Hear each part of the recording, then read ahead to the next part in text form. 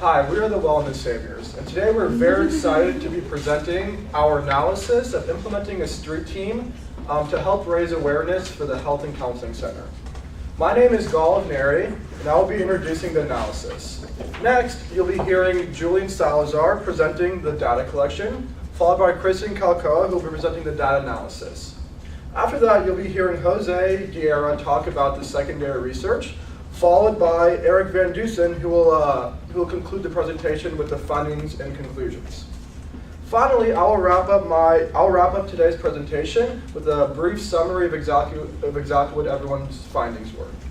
But first, let me go through some introductory information about our presentation, so you guys get a better understanding of what we're doing. The St. Edward's community may not be fully aware of the benefits and opportunities offered by the Health and Counseling Center. By increasing the student body's knowledge of available programs, they will better understand how the Health and Counseling Center will help their lives feel more comfortable. Practicing good health and wellness is very difficult for college students, being that their lives are very busy. With all the schoolwork and extracurricular activities, they don't really have time to focus on attending certain events or gaining knowledge of certain events that the Health and Counseling Center present themselves. By implementing a street team, we believe that this will help encourage students and raise awareness for them to break their inside of and kind of go outside the realm and focus on their own well-being rather than just focusing on school and extracurricular activities. The target test group for this was the St. Edward's community. The Wellness Savior is primarily focused on students rather than the faculty, being that the students make up the majority of the population here on campus, as well as they make up the majority of the population that attend the actual events for the Health and Counseling Center. The Wellness Saviors obtained primary data by distributing a survey to 200 students of all ages. The survey consisted of questions with the purposes of determining if the students would be willing to be part of the street team, and if not, what incentives would they need in order to be part of the street team. The surveys also sought to determine whether the current efforts were being effective or what else we could do to change them to be more effective. Now I'm going to hand it off to Julian, who's going to talk about data collection. Thanks, Cole. Hi everybody, my name is Julian. Today I'm going to be presenting the first part of our primary research, the data collection. So just to start things off, like Gaul was saying before, our survey population consists of the student body, which ranges from freshmen, sophomores, juniors, all the way to seniors. Our goal, in order to attain a 95% confidence level, was to distribute 200 surveys among the student body, a majority being to freshmen, like 60 to freshmen, 50 to sophomores, 50 to juniors, and 40 to seniors. Okay, the surveys were distributed by each of our group members that you see up here. This was done in class as well as out of class to keep the sample size non-biased. The survey consisted of 9 total questions, 5 on the front and 4 on the back, all multiple choice. The surveys were first designed by keeping the question of the street team in mind. We each formulated a certain amount of questions, and then towards the end, when we were going to finalize the survey, we all came together and we decided which questions were appropriate to have on our actual survey that we were going to be distributing. Here are some examples of the questions that were on our survey. Are students aware of Health and Counseling Center events? Are students attending events or visiting the website? How do students prefer to receive information, etc.? Okay, so that concludes my part. Next, I'm going to be passing it off to Kristen, who's going to be talking about the analysis of all of our findings. Thank you, Julian. Hi, everyone. My name is Kristen. I'm going to be going through the data analysis. Is it down there?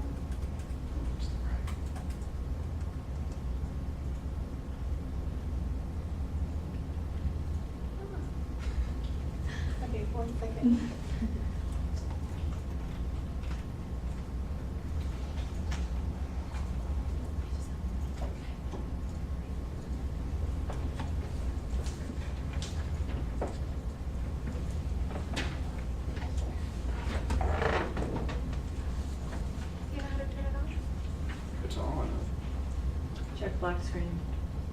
should probably hit it on the remote. You can pull it up from the computer, from the monitor.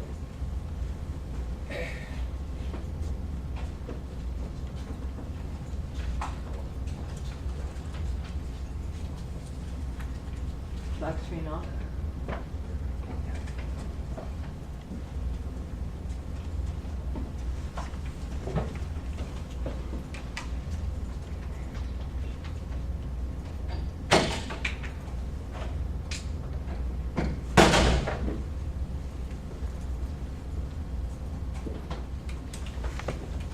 Okay, all right.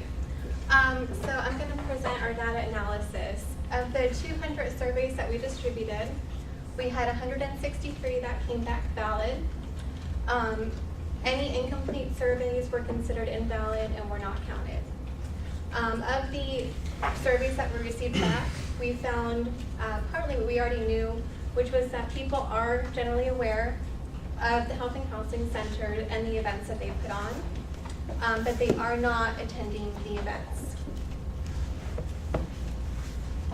We also found that many students aren't really interested in being part of a street team, but that they were incentivized by freebies such as t-shirts, food, and by earning volunteer hours. We also found that students prefer to receive their information through the Student Health 101 website rather than through workshops, tabletops, film speakers, classroom presentations. Once we found out this information, it was time to do our secondary research. And as part of our secondary research, we went in to look into what other universities' health and counseling centers were doing. We also wanted to see what universities were implementing a street team on campus, and if they were implementing a street team, how they were managing the street teams, how effective they were, and what they were doing to make it work. So I'm going to pass it on to Jose. He's going to do our secondary research. Thank you, Krish.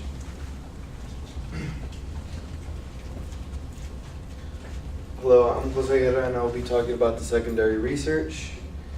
The students on campus are not motivated enough to attend the Health and Counseling Center events.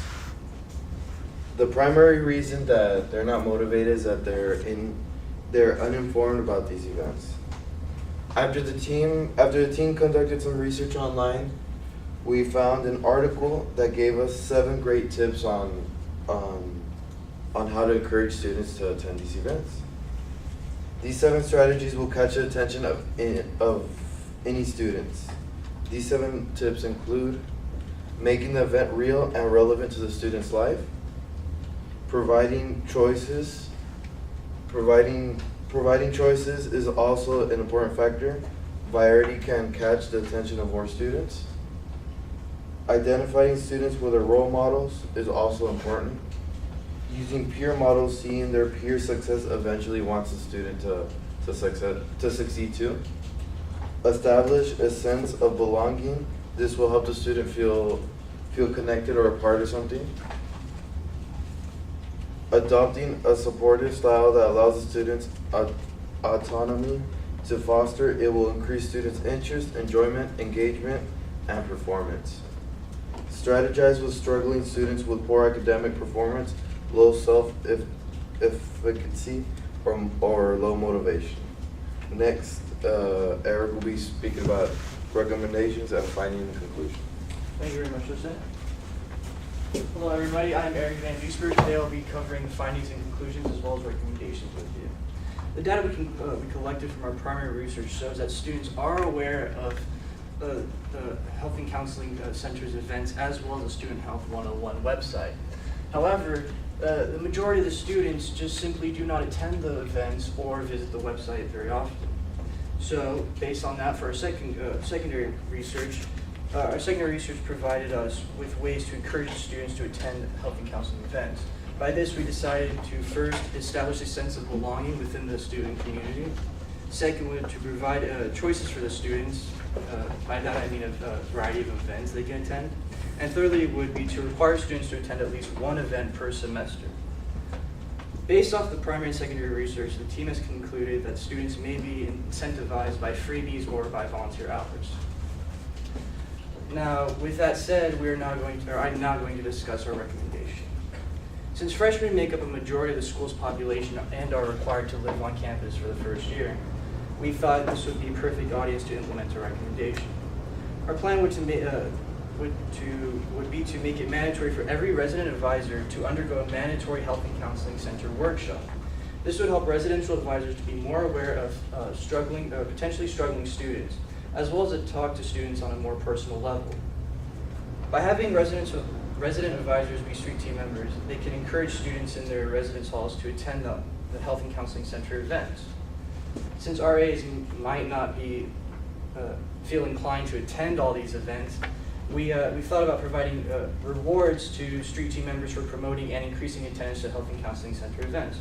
In order to create positive competition among street team members, we would have students sign and provide a street team member name when they arrive to an event.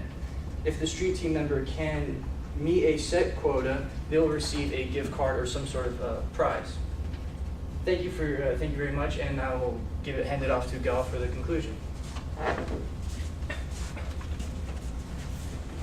Alrighty, so to conclude our presentation today, based on the information that we received from Julian from the data collection, as well as information that we received from Kristen with the data analysis, we got the sense that people really weren't getting like the full perspective of what exactly the Health and Counseling Center presents to the community. We found out that they weren't really aware of the different events. They weren't really aware of like what exactly happened at the Health and Counseling Center. With the help of Jose and Eric, we found out that there were other schools implementing different ideas of a street team, but not necessarily a specific street team per se. We found out that there was a criteria of 7 different things that multiple schools did follow in order to create awareness. So we based our recommendations off of that. As Eric stated, our recommendation was to really enforce the core of the St. Edward's community and really go after the freshmen. And the best way to do this, we believe, is to really have try and obtain the resident assistants who live in the dormitories here on campus to really become part of the street team. By doing this, we really feel that they will get a really good connection with the students, being that they're always around them, and this is the first people the students meet on campus. That will conclude our presentation. We would like to thank Pete Erickson for letting us work with him. We hope our research will benefit the Health and Counseling Center's future. We'd like to thank you for your time, and we're now open for any questions.